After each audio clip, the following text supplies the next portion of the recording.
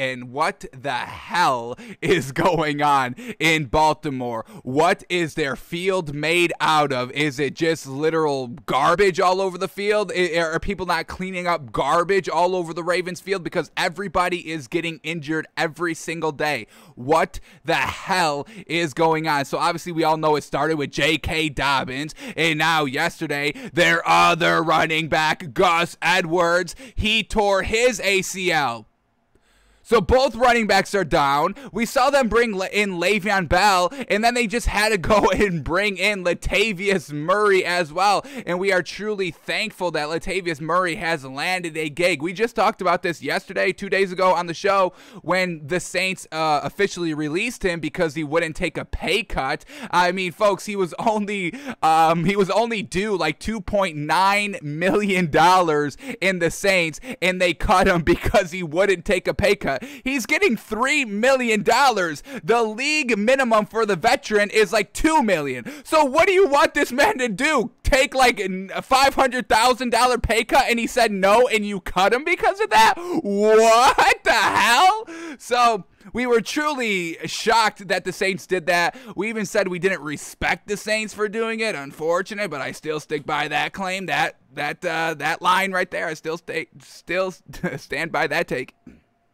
But, yeah, glad that he's back on a team now, and, you know, he can, like we said, he can be a #1 option, I believe, in this league still. Now, he's going to kind of, you know, be playing alongside Le'Veon Bell, and we'll see, you know, who learns the offense quicker, who picks it up quicker, to see who is going to be kind of the #1 running back out here, since both Gus Edwards and J.K. Dobbins are gone. So we'll see just who kind of takes over as the #1 running back out here. I really think both of these running backs are going to be great for the offense, great for Lamar Jackson, and just great for the Ravens in general, because they are great rushers in this league. We believe in Latavius Murray 100%. We just you know, went over his stats yesterday, 2 days ago on the show, whenever we talked about it, that, you know, whenever he was kind of the main focus offensively at the running back position on his teams, he was up there for like 800, 1,000 yards. He broke 1,000 yards one season because he was the main man. And then, you know, he was alongside Dalvin Cook and alongside Alvin Kamara. So, you know, you're not going to be the #1 option, and you're probably not going to get 1,000 yards playing behind those other two great running backs. So, Latavius Murray, we still believe he has stuff left in the tank to get it done here in Baltimore, and hopefully he can come out here, put the league on notice, make the Saints eat that pay cut that he wanted to take, and be like, hey, y'all didn't want me, and look what I'm doing here for the Ravens, potentially getting to the Super Bowl. So rushing for 1,000 yards, helping Lamar Jackson rush for 1,000 yards, and we'll see what Le'Veon Bell can do as well. But very, very well done by the Ravens here, doing their due diligence and keeping an open mind. And, you know, when shit hit the fan of all their running backs being injured, they made some real smart decisions. So I give John Harbaugh credit. We've been talking about Le'Veon Bell getting picked up this entire offseason. We were begging the Falcons to go out and do it, and then we kind of were like, hey, the Dolphins could probably benefit from him as well, and then nobody was taking him, and it took your starting running back to go down and your backup running back to kind of go down to force you to sign Le'Veon Bell. So, you know, however it got it done, we like that it got done. So I'm a big fan of this Ravens running back room now with Latavius Murray and Le'Veon Bell, and they got Devontae Freeman as well. So, I mean, all of these three running backs were getting it done kind of, you know, in their prime. You know, we know running backs' prime is, you know, very, very short, 1 to 3 years. 4 years is an outlier. Anything more than 4 years, it's like, geez, what do you got? You got bionic knees in you, bionic legs. What do you got? Metal all throughout your body?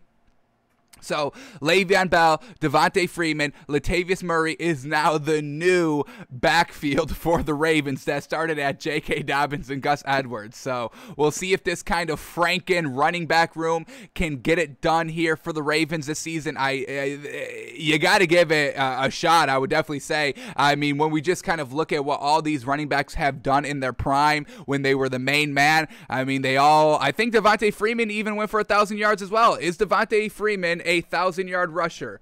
I'm almost positive. I'm like 95% positive he is, but let's double check this, because if we have three 1,000-yard running backs on this team. That's exactly what we're talking about, and hopefully they can make it do with the Franken running back room this season. So, yeah, Devontae Freeman back-to-back, baby. Back-to-back in year 2, year 3, 1,000-yard rushers, and put up 11 touchdowns in each of those seasons as well. Fantastic. He led the league in rushing touchdowns in 2015. I mean, how can you not give this man a look? And, this is exactly what we're talking about.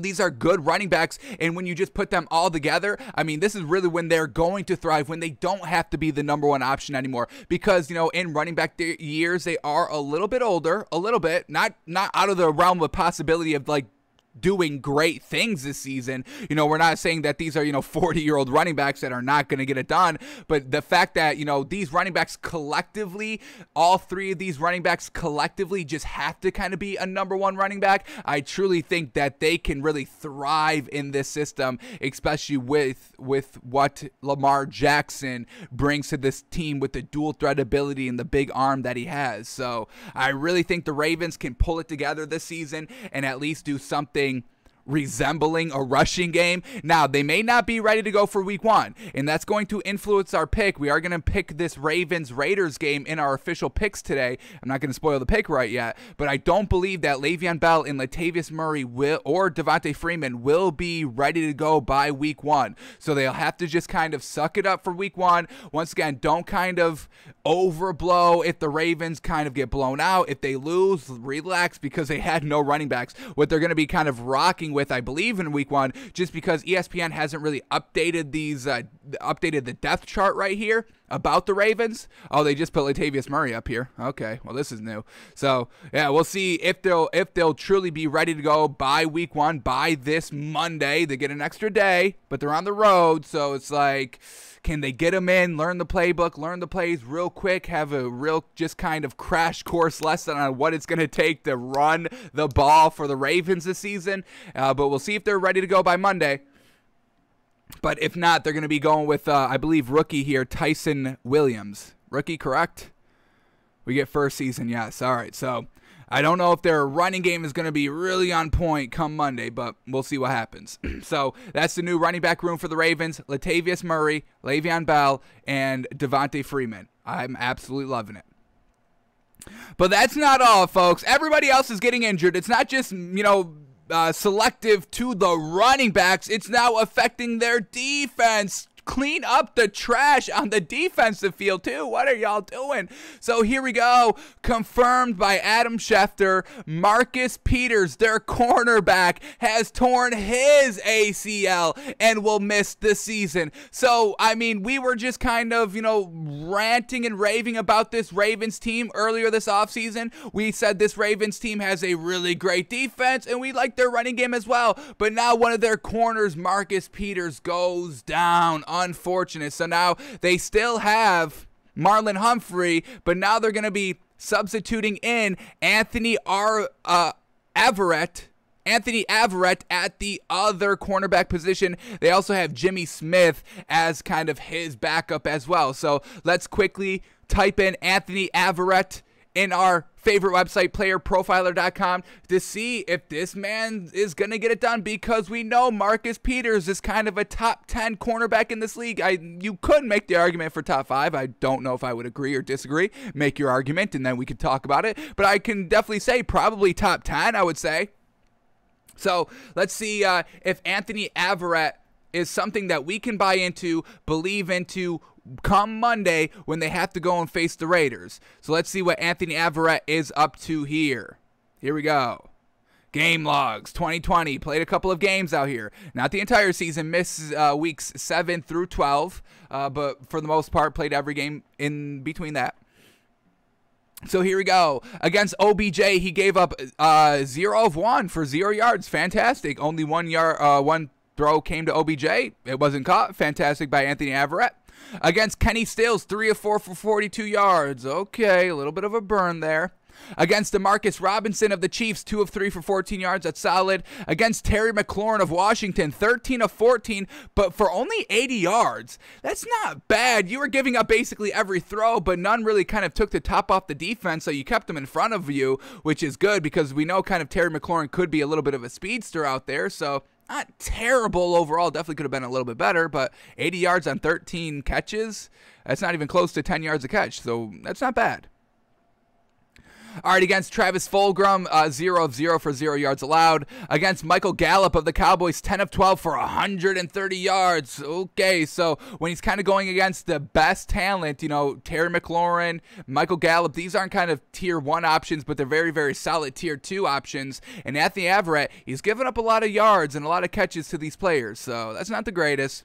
Against DJ Chark, 2 of 2 for 20 yards. Against Darius Slayton of the Giants, 6 of 10 for 71 yards. And then the last game of the season against AJ Green, 1 of 4 for 8 yards. That's a good lockup there. But everything else, when he's kind of facing the good talent, the good kind of solid tier 2 wide receivers in this league, he kind of flounders a little bit. So, and we can definitely see that with kind of, you know, the receptions allowed, because you're allowing all these receptions with Terry McLaurin, 13 of 14, with Michael Gallup, 10 of 12. So these are, like we said, like tier 2. These are kind of, you know, cream of the crop tier 2. You could make an argument for tier 1 in some of these cases, but the fact that, you know, he's giving up all these receptions means that he's kind of giving up a lot of space because he knows that they will burn him, so he just has to do whatever it takes to keep them in front of him. So this isn't going to be the best thing for Anthony Everett, especially this week facing the Raiders, you know, with their, you know, they've got great pieces offensively, folks. Darren Waller, I mean, we know Anthony Everett's a cornerback, but, you know, he could still be running down the middle of the field. He could still play on the wing, on the edges, on the wings, whatever you want to call it.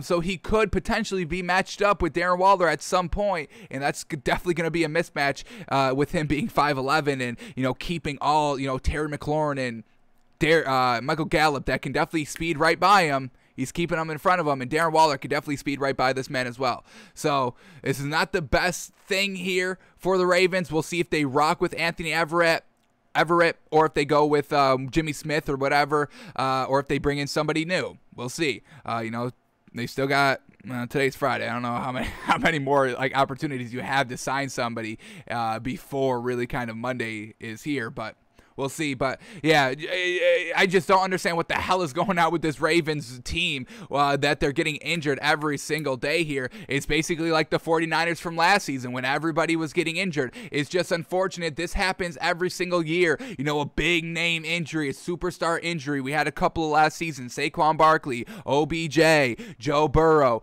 Dak Prescott. These big name injuries, they do happen, folks. It's truly unfortunate, but that's just the nature of the game. That just kind of goes to show just how grueling the sport of football is on, you know, the human body. Even athletes that are in the best shape in literally the entire world for the most part, you know, they're still getting injured on a yearly basis. So running backs, cornerbacks getting injured, but that's not it, folks. You thought it was done. You thought it was over. You thought the injuries here for Baltimore were over? What are you, nuts? Come on, these are just beginning. Come on. We got another hour of injuries of the Ravens to go over. Buckle up, folks. This entire show today is just Ravens injuries. That's all it is. So here we go. Another Ravens injury. Ravens are placing blocking tight end Nick Boyle on IR, meaning he misses the first 3 weeks. So there is a short-term IR, usually injury reserve, you're out for the entire year, but there is short-term IR, and that's what they're putting Nick Boyle on. So no torn ACL like all the running backs and the cornerbacks here for Baltimore, which is great. We can potentially see Nick Boyle again this season. Fantastic. But, well, not really but you know, he's not, you know, they specify that he is the blocking tight end. They already have their pass catching tight end, Mark Andrews. He's still, you know, the number 1 option. But once again, just going to play into the poor running attack come Monday. So Lamar Jackson, who had the best rushing offense in 2020, is now going to have possibly the worst rushing offense in 2021. So every year, everything's different. The flip of the switch can turn the league upside down on its head just like that. And we're seeing that here with Baltimore. So now this just puts more pressure on Lamar Jackson. And once again, I mean, this is going to factor into our pick when we pick Monday Night Football's game, Ravens at Raiders. They're going to have really not a great rushing attack. And what did we just see last night with the Cowboys and the Bucs? Zach Martin, the offensive lineman for the Cowboys, wasn't playing, and Zeke had 11 rushes all game long. They were just throwing the ball over and over and over again, and it worked. It worked. They only lost by 2 points and were competitive and had the lead with 1:22 left before Tom Brady marched them down for the game-winning field goal. But Lamar Jackson could make it work out here. He's like, hey, they didn't have the running game. They got it done. They almost won the game. We're not going to have a running game in week 1. Hopefully they can get it figured out by week 2, getting everybody acclimated up to speed on the playbook and on the offense and everything like that. But Lamar Jackson, just the pressure is going to be on him to go get it done by himself, single-handedly throwing the football. So now, everybody calls Lamar Jackson a running back. He's, once again, that's more pressure on him to succeed. So a ton of pressure on here by Lamar Jackson. We hope he swims. We think he does swim, but there's also a potential chance that he flounders big time. And, I mean, the media will eat him up. So I definitely don't want that for Lamar Jackson. He needs a nice, serviceable game out here come Monday. But, man, oh, man, the running game is going to be tough. They're without all their starting running backs. They're without their blocking tight end.